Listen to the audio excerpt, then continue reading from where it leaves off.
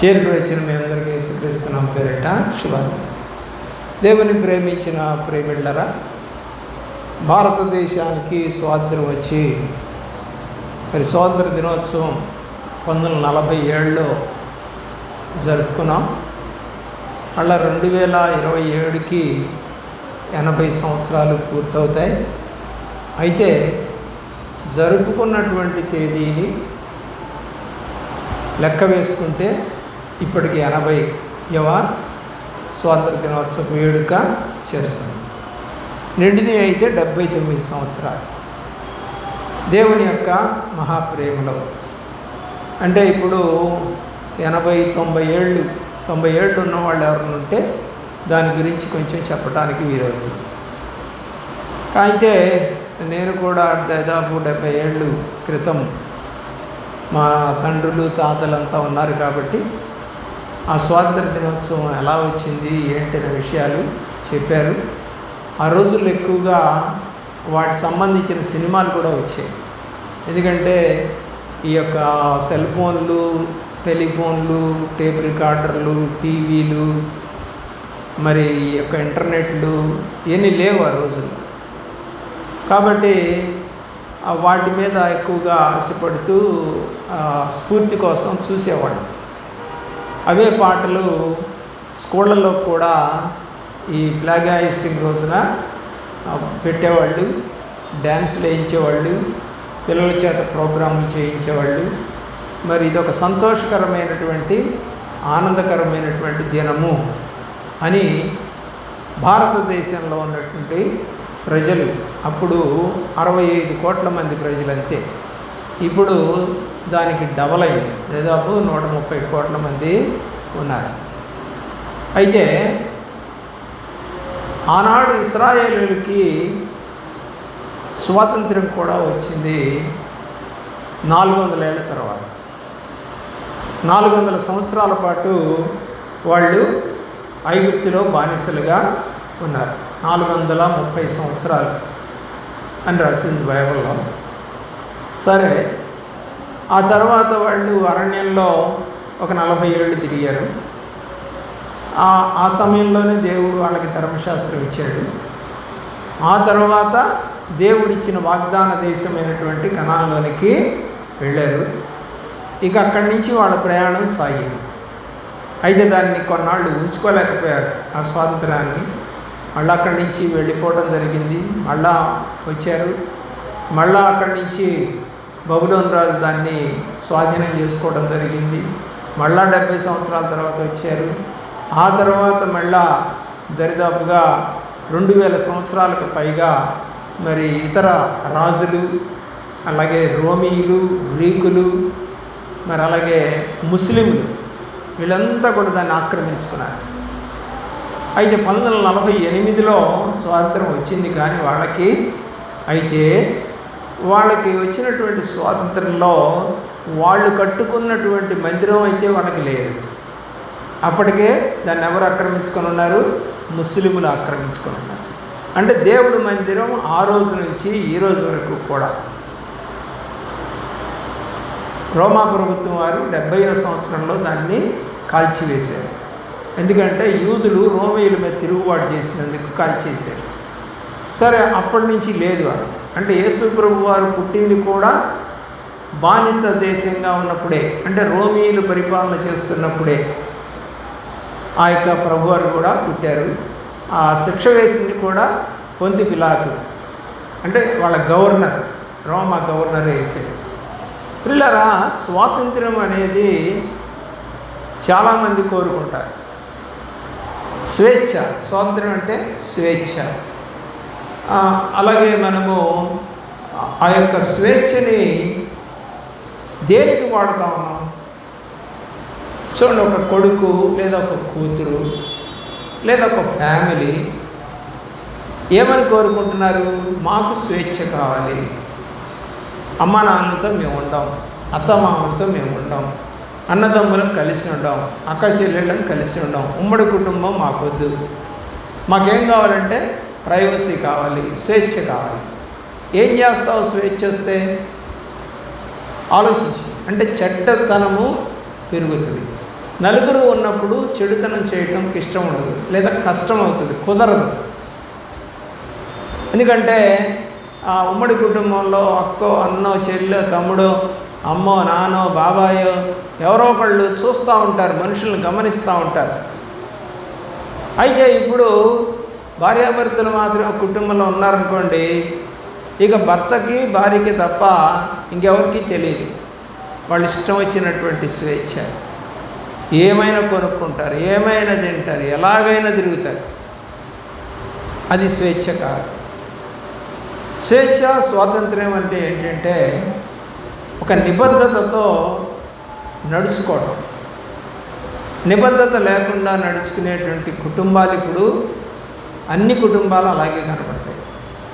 పెద్దవాళ్ళు చనిపోయి, అమ్మానాన్నలు చనిపోయి, మరి ఇక వాళ్ళు సంపాదించిన ఆస్తులు ఎవరైనా పంచుకొని వేరుపడటం వేరు, వాళ్ళు బతికుండంగానే మరి వేరుగా జీవించాలని కోరుకోవటం, ప్రేమించకపోవటం అనేది స్వేచ్ఛ కానే కాదు. పిల్లల బైబిల్లో దేవుడు చెప్తున్నటువంటి మాటని నేను మీకు జ్ఞాపకం చేస్తాను. యోవేలు గ్రంథము 2వ అధ్యాయము 21వ వచనం. దేశమా భయపడకము. ఏమంటున్నాడు? దేశము భయపడద్దు, సంతోషించి గంతులేము. మరి స్వాతంత్రం వచ్చినప్పుడు సంతోషించి గంతులేస్తాం. ప్రియులారా, మరి గత సంవత్సరం నుండి గుంటూరులో ఈ స్వాతంత్ర దినోత్సవ వేడుకలు జరగటం లేదు. మీకు తెలుసో లేదు, ప్రతి సంవత్సరము కలెక్టర్ గారి ఆధీనంలో పోలీస్ పెరేడ్ గ్రౌండ్లో మరి ఎంతో ఆర్భాటంగా మరి కొంతమందికి అవార్డులు ఇస్తూ, ప్రైజులు ఇస్తూ, మరి పిల్లలందరినీ కూడా సంతోషంగా పెరేడ్ చేయించి, మరి కవాతు చేయించి, డ్యాన్సులు వేయించి, మరి పాటలు పాడించి ఎంతో ఆర్భాటంగా చేసేటువంటి కార్యక్రమము గత సంవత్సరము, ఈ సంవత్సరము కూడా గుంటూరులో జరగలేదు. పోయిన సంవత్సరం నుండి అమరావతిలో వాటిని కండక్ట్ చేస్తూ ఉన్నారు. అంటే అమరావతిని హైలైట్ చేయాలి అని, ఎందుకంటే గుంటూరు జిల్లాలో ఉంది కాబట్టి. దేవుని యొక్క ప్రేమలో అయితే మనం దాన్ని ఏం కోల్పోయామంటే అందరూ అమరావతి వెళ్ళలేము.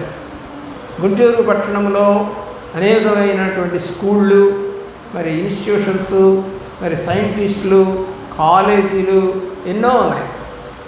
మరి వాటిల్లో పాల్గొని ఉన్న వాళ్ళంతా కూడా వెళ్ళి మరి కుటుంబాలతో మరి వాళ్ళని చూడాలి అంటే అది జరిగే పని కాదు.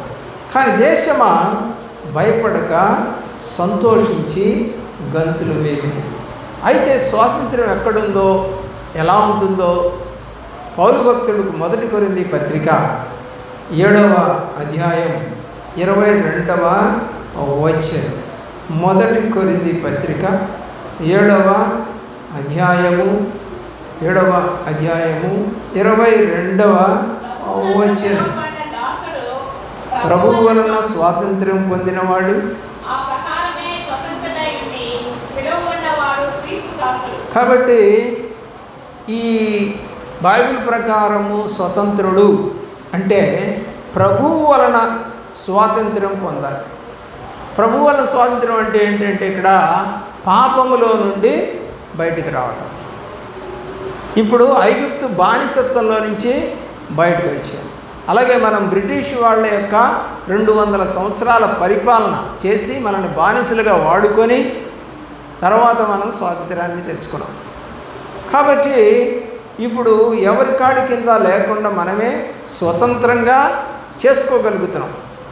ప్రభువు వలన స్వాతంత్ర్యం పొందినవాడు, ఆ ప్రకారమే స్వతంత్రుడై ఉండి పిలువబడినవాడు క్రీస్తుకు దాసులుగా ఉండాలి.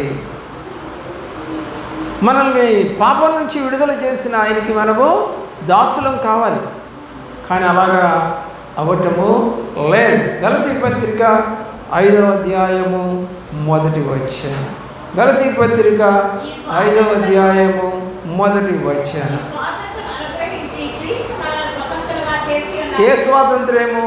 పాపం అనే దాస్యము కింద నుండి విడుదల చేసి మనల్ని ఏం చేశాడు? అనుగ్రహించి మనలను స్వతంత్రులుగా చేసి ఉన్నాడు. కాబట్టి ఎలాగుండాలంటే ఇంకా దేవుళ్ళో స్థిరముగా నిలిచి మరలా దాస్యపు కాడి కిందకి చిక్కుకొనకుడి. మళ్ళా పాపంలోకి వెళ్ళబాకండి. మళ్ళా దాస్యం. ఒకసారి బయటకు వచ్చారు ఐగుప్తు నుంచి ఇశ్రాయేలీయులు, కానీ తప్పు చేసినందుకు మళ్ళా బబులోనికి వెళ్ళారు. మళ్ళీ దాస్యపు కాడి కిందకి వెళ్ళారు. మళ్ళీ ఆ తర్వాత విడుదలయ్యారు. మళ్ళీ ఆ తర్వాత మళ్ళీ దాస్యపు కాడి కిందకి వెళ్ళారు. కారణం ఏంటంటే బైబిల్ చెప్తా ఉంది, వెళ్ళొద్దు, మళ్ళా మీరు దాస్యపు కాడి కిందకి చిక్కుకోవాలి. అంటే మళ్ళీ పాపం చేయొద్దు, మళ్ళీ వ్యతిరేకంగా మాట్లాడద్దు, మళ్ళీ తిరుగుబాటు చేయొద్దు అని దేవుడి యొక్క వాక్యం మనకు సెలవిస్తుంది. 2 కొరింథీ పత్రిక 3వ అధ్యాయం దేవుని యొక్క ప్రేమలో 17వ వచనానికి వద్దాం.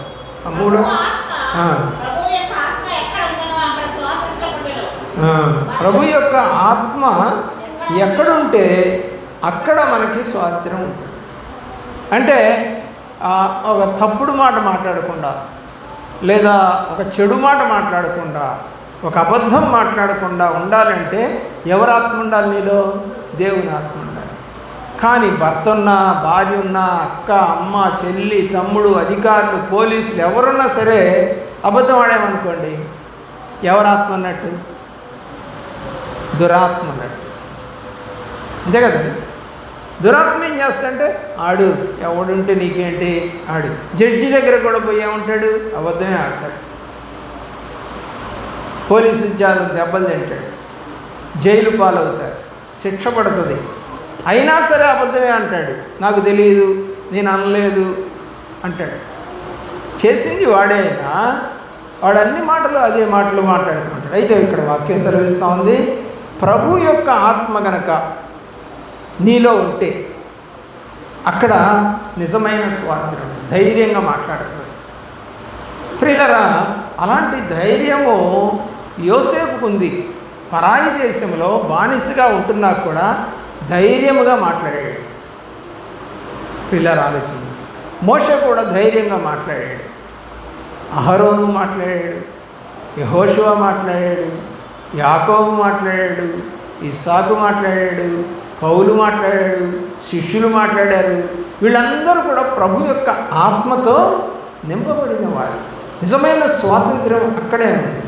దేవుని యొక్క ప్రేమలో యోహాను రాసిన సువార్త 8వ అధ్యాయం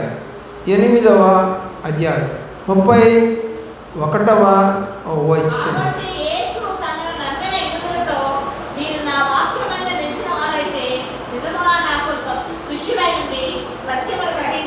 అప్పుడు ఎప్పుడు స్వతంత్రం అవుతామట? దేవుణ్ణి నమ్మి ఆయన వాక్యములో నిలిచి నిజమైన శిష్యులుగా మారినప్పుడే మనము స్వతంత్రముగా చేయబడతాం. ఒక గురువు గారి దగ్గర మంచిగా శిక్షణ పొందినటువంటి శిష్యులు ఉన్నారు. సరే, ఒక శిష్యుడిని అన్నాడంట, అరే మీ గురువు గారిని తిడితే నీకు ఒక 100 రూపాయలు ఇస్తానన్నాడంట ఒక అతనితో, ఒక శిష్యుడితో. అంటే నేను నా గురువుగారిని తిట్టాను, నీ 100 రూపాయలు నాకు వద్దు. అరే మీ గురువుగారు మంచివారు కాదురా, నాకు తెలుసు మా గురువుగారు ఎలాంటి వాడు, నేను మంచివాడు కాదని నేను అనను. ఇలాగా చెప్పేసరికి ఆ యొక్క వ్యక్తి అనుకున్నాడంట, ఈయన నిజముగా గురువుగారి దగ్గర నిజమైన శిష్యుడిగా పెరిగాడు. ఇక్కడ అదే చెప్తా ఉన్నాడు, నన్ను నమ్మిన యూదులతో నా వాక్యంలో నిలిస్తే నిజముగా నాకు శిష్యులయ్యింది సత్యం. అయితే యూదులు సత్యమును గ్రహించలేకపోయారు కాబట్టే యేసు ప్రభువుని ఏం చేశారు? సిలువ వేశారు. నిజంగా యూదులే కనుక గ్రహించి ఈయన దేవుని కుమారుడే, యేసుక్రీస్తే అని కనుక నమ్మింటే ప్రపంచం ఇప్పుడు ఎలాగుండేదో కదా.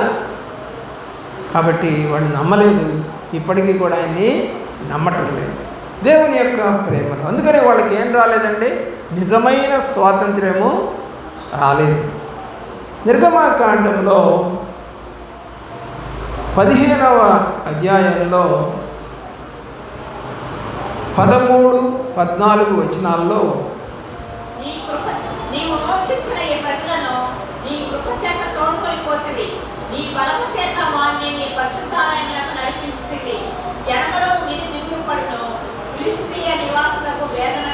ఏంటంట, నీవు విమోచించిన ఈ ప్రజలు నీ కృపచేత తోడుకొని పోతే, అంటే ఆయనే తీసుకొచ్చాడు. గద్ద రెక్కల క్రింద మోసినట్లుగా నేను మిమ్మల్ని మోసి పాపపు దేశములో నుండి, మోసపు దేశములో నుండి, అక్రమపు దేశములో నుండి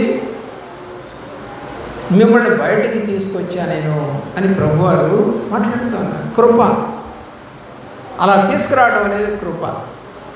పట్టించుకోకుండా ఉంటే కృప ఉండదు. కానీ పట్టించుకోవడానికి కారణం కూడా మనకు తెలుసు. 3వ అధ్యాయంలో దేవుడి కోసమని మొరపెట్టారంట. బానిసత్వంలో ఉండి ఇశ్రాయేలీయులు మొరపెట్టారంట. ఆ మొరను విని వాళ్ళని విడిపించడానికి నేను దిగి వచ్చానని మోషేతో యెహోవా దేవుడు చెప్పిన మాట నిజం. సత్యమునందు నిలిస్తేనే స్వతంత్రులుగా మారతాం. దేవుని యొక్క ప్రేమలో వీళ్ళు 430 సంవత్సరాలు అక్కడ బానిసలుగా ఉన్నారు. ఇర్మియా గ్రంథం 25వ అధ్యాయం 11, 12 వచ్చిన ఇర్మియా గ్రంథం 11వ అధ్యాయం 13, 14, 11, 12 చదువు. 11 కాబట్టి 11 అండి, 11, 25 చదవండి. 25, 11 చదవండి.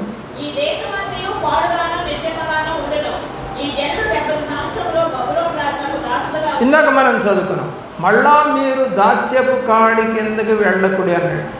కానీ ఇర్మియా వాళ్ళకి చెప్పిన సత్యమందు నిలవక వాళ్ళు ఎక్కడికి వెళ్ళిపోయారంటండి చూడండి. ఇది 70 సంవత్సరములు గడిచిన తర్వాతనే వారి దోషమును బట్టి నేను బబులోను రాజును ఈ జనులను కల్దీయుల దేశమును శిక్షించుదును, ఆ దేశం ఎప్పుడూ పాడుగనున్నట్లు నియమించు. కానీ ఆ దేశంలోనికి ఈ మనుషులు 70 సంవత్సరాలు దాసులుగా వెళతారు. ఆల్రెడీ మొదట ఒకసారి వెళ్ళారు ఐగుప్తులోకి, మళ్ళా వెళతారు. అందుకని అన్నాడు గలతీ పత్రికలో, మీరు దాస్యపు కాడి కిందకి మళ్ళా వెళ్ళపడి, అంటే సత్యమును గ్రహించండి అని చెప్పిన వారు వినలేదు. నెహమ్యా గ్రంథము 9వ అధ్యాయము 36వ వచనం. నెహమ్యా గ్రంథము 9వ అధ్యాయము 36వ వచనములో, చిత్తగించుము, నేడు మేము దాస్యములో ఉన్నాము. ఎక్కడి నుంచి ఇప్పుడు ప్రార్థన చేస్తున్నాడు నెహమ్యా?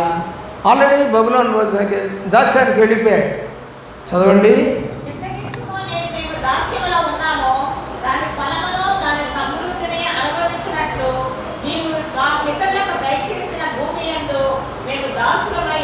ఎలాగున్నామంటాం? మాకు నువ్వు దయచేసిన భూమి అందే మేము దాసులంగా మారిపోయాం. కారణం ఏంటంటే మరలా దాస్యపు కాడి కిందకి వెళ్ళటానికి గల కారణం సత్యములో నిలవకపోవటం. స్వతంత్రతని వాళ్ళు నిర్లక్ష్యంగా చేసుకున్నారు. చాలామంది స్వతంత్ర ప్రియులారా, నీ చేతిలో కర్ర ఉంది, నువ్వు గదిలో కూర్చొని నీ ఇష్టం వచ్చినట్టుగా తిప్పుకో కర్ర. అలాగే ఒక గ్రౌండ్లోకి వెళ్ళి నీ ఇష్టం వచ్చినట్టుగా తిప్పుకో కర్ర. కానీ మనుషుల మధ్యకి వెళ్ళి నా చేతిలో కర్ర ఉంది నా ఇష్టం అని తిప్పితే అది మరొకరికి తగులుతుంది. దాన్ని స్వేచ్ఛ అనరు, అది పొగరబోత్తనం అంటారు, గర్వం అంటారు, అహంకారం అంటారు, దౌర్జన్యం అంటారు, లెక్కలేనితనం అంటారు. నీ కర్ర నువ్వు తిప్పుకో, తప్పులేదు.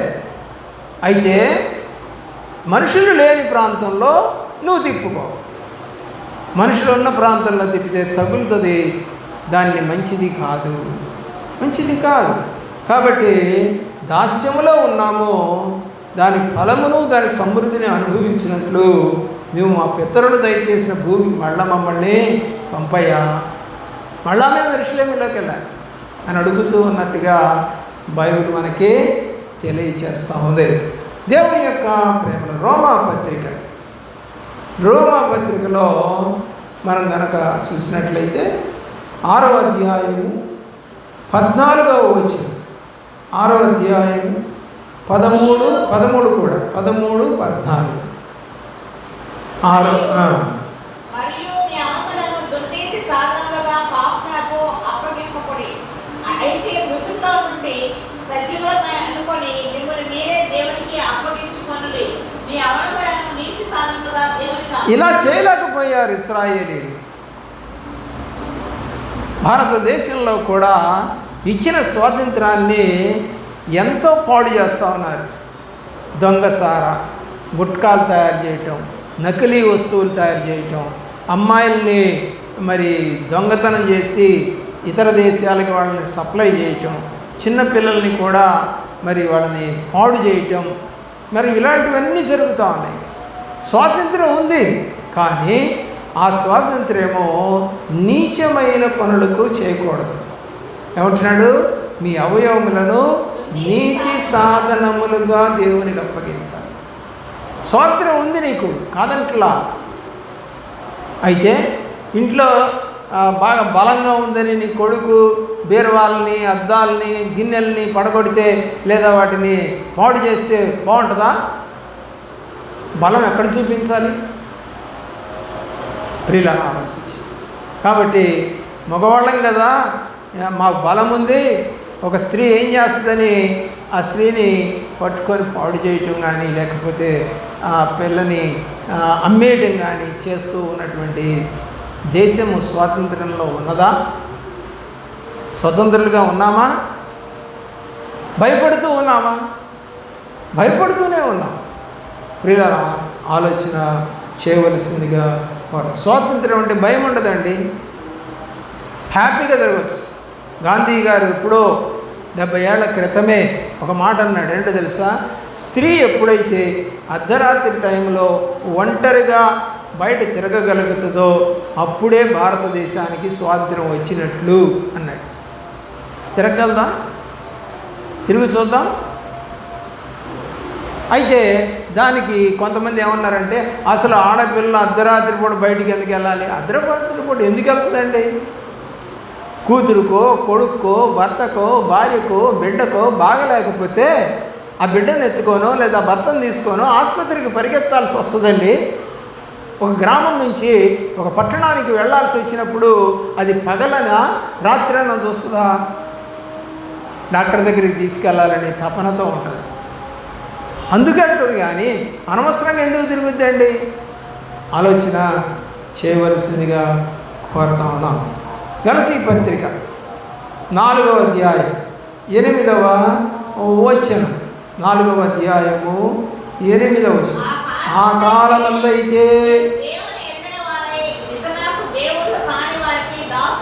అప్పుడు ఎలాగున్నారు మీరంటే దేవుళ్ళు కాని వాళ్ళకి దాసులు అయి ఉన్నారు.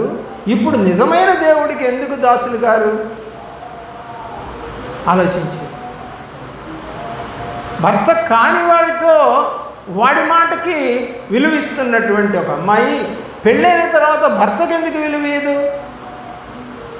అసలైనటువంటి భర్త ఉన్నాడే, ఆ భర్తకు విలువ ఇవ్వాలి కదా. మరి కాని భర్తకు విలువ ఇవ్వటం ఏంటి? అదే అంటున్నాడు. ఎవరో ఎరగని వారై, దేవుని ఎరగని వారై నిజముగా దేవుళ్ళు కాని వారికి దాసులైంటిరిగా. వాటికి దాసులు అవుతున్నారేంటి? అవి మాట్లాడవు, లేకపోతే అవి మేలు చేయవు. ఎందుకు వాటికి దాసులు అవుతారు? మాట్లాడే దేవుడు ఉన్నాడు, కనికరించే దేవుడు, కాపాడే దేవుడు, స్వస్థత ఇచ్చే దేవుడు, మహిమైశ్వర్యంలోనికి తీసుకెళ్లే దేవుడు, తన రాజ్యంలోనికి నిన్ను చేర్చుకునే దేవుడు ఉంటే ఆయన వైపు చూడవా? ఆలోచన చేయవలసిందిగా కోరుతా ఉన్నాం.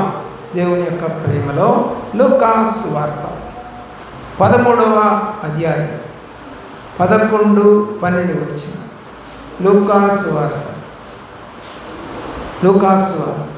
13వ అధ్యాయం 11, 12. 18 ఏండ్ల నుండి బలహీనపరచు దయ్యము పట్టిన ఒక స్త్రీ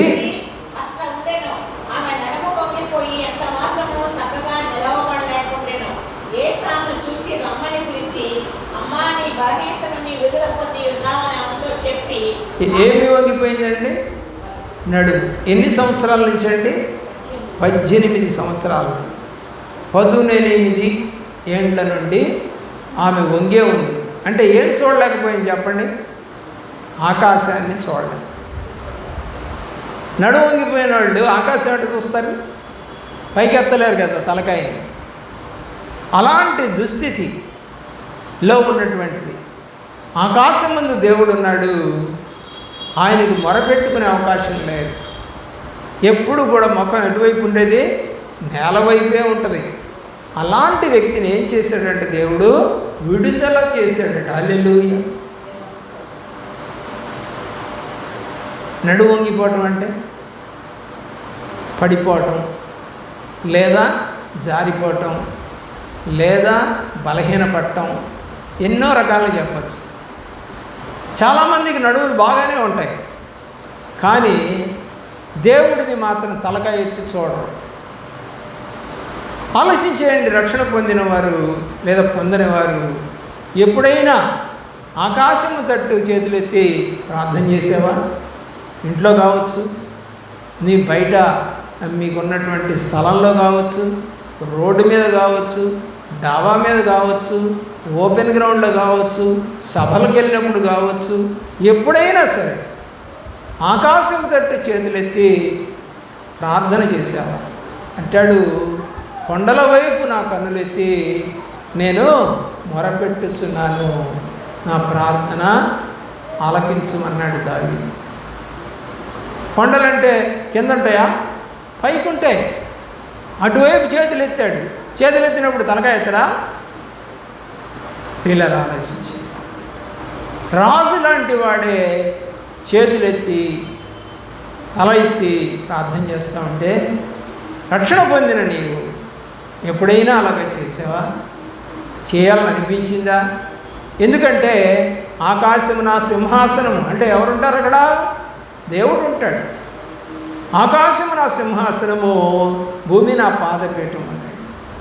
సింహాసనం వైపు నేను కన్నులెత్తుచున్నాను, నాకు సహాయం ఎక్కడి నుండి లభిస్తూ ఉంది అంటే యెహోవా వల్లనే నాకు సహాయం లభిస్తుంది అంటాడు దావీదు.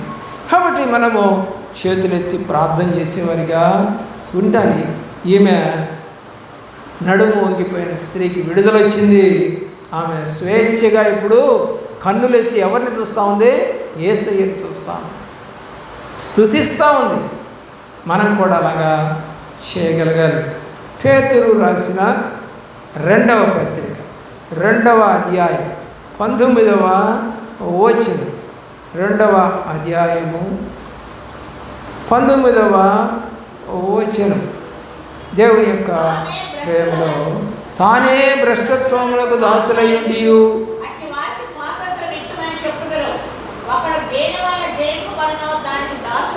దేనికి జయించబడుతున్నావు? మందు తాగటం నేర్పమన్నాడంటే ఒకడు, సిగరెట్ తాగటం నేర్పమన్నాడంటే ఒకడు, గంజాయి తాగటం నేర్పమన్నాడు ఒకడు, మత్తు ఇంజక్షను తీసుకోవటం నేర్పమన్నాడంటే ఒకడు. దేన్ని నేర్చుకోవాలండి? దేనికి దాసులు అవ్వాలి? పాపానికి దాసు. గుట్కా తింటాం, అదేదో నేలకి కింద పెట్టుకుంటాడు. మా ఊర్లో ఒకడున్నాడు, వాడి పేరు యోబు. వాడి పేరు యోబు. కానీ వాడు చేతిలో ఏదో పెట్టుకుంటాడు, ప్యాకెట్ కొనుక్కొస్తాడు, నలుపుతాడు, నలిపి పెదాన్ని లాగెళ్ళి దాంట్లో పెడతాడు.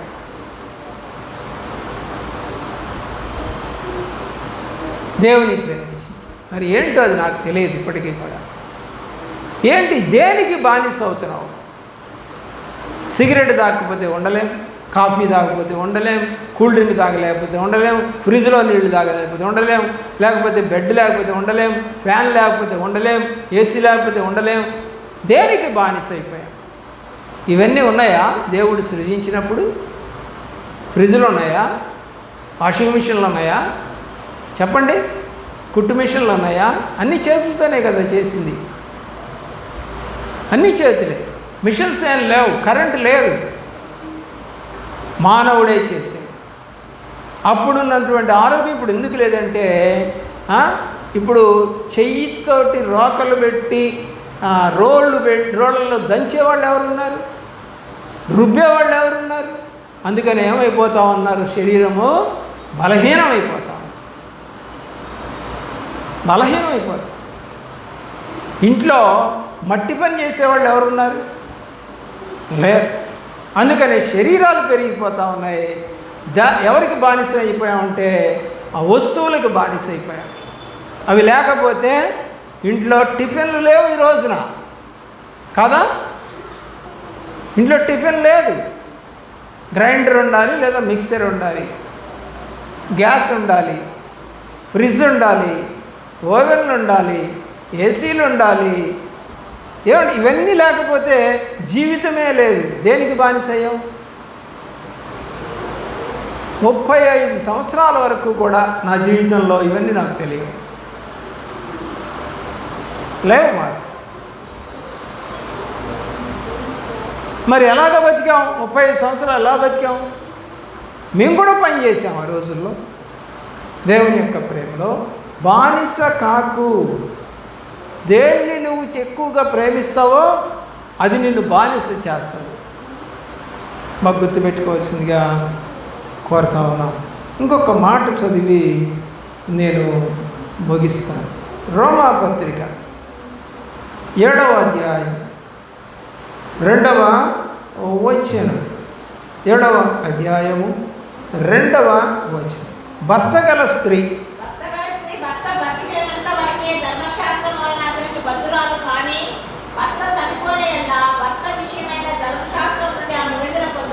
భర్త చనిపోయిన తర్వాత విడాకులు తీసుకోనో లేకపోతే విడిపోయో, విడాకులు తీసుకోకుండా కొంతమంది విడివిడిగా ఉంటారు, వాళ్ళకి కాదు ఇది. కారణాన్ని బట్టి ఎందుకు విడాకులు తీసుకుంటున్నారో కోర్టు అడుగుతుంది. అది నిజంగా కారణం నిజమే అయితే, రుజువైతే, బైబిల్లో అయితే 2 సాక్షులు కావాలన్నాడు, రుజువైతే మోషే కాలంలో, అప్పుడు ఆ వ్యక్తి ధర్మశాస్త్రం నుంచి విడుదల పొంది ఇంకొక వివాహం చేసుకోవచ్చు. చూడండి 3వ వచనం. కాబట్టి భర్త బతికి ఉండగా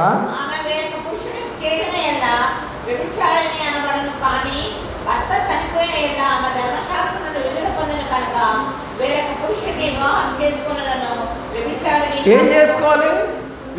వివాహం చేసుకోవాలి, ఉంచుకోకూడదు, వివాహం చేసుకోవాలి. బానిసగా మారకు. వివాహం చేసుకుంటే మళ్ళీ నీకు ఒక పురుషుడు ఉంటాడు, నీ మాటలు తనకు చెప్పుకోవచ్చు, తన మాటలు నీకు చెప్పుకోవచ్చు, ఎప్పుడు కలిసి ఉంటారు వాళ్ళు. బానిస కాబట్టి బానిస బ్రతుకులు వద్దు. బానిస బ్రతుకులు భయంతో గడపాల్సి వస్తుంది. భార్యాభర్తలు అయితే స్వేచ్ఛగా తిరగచ్చు, స్వేచ్ఛగా ఉండొచ్చు, స్వేచ్ఛగా ఆనందించవచ్చు, స్వేచ్ఛగా తినచ్చు, స్వేచ్ఛగా వారి జీవితాన్ని గడపచ్చు. అలాంటి జీవితం నీకు కావాలి, అలాంటి స్వాతంత్రం నీవు పొందుకోవాలి. దేవుడి చిత్తమైతే మరి కొన్ని మాటలు మరొక దినం మనం చెప్పి దేవుడిని మహిమపరుచుకుందాం. మోకరించండి, ప్రార్థన చేసుకోండి.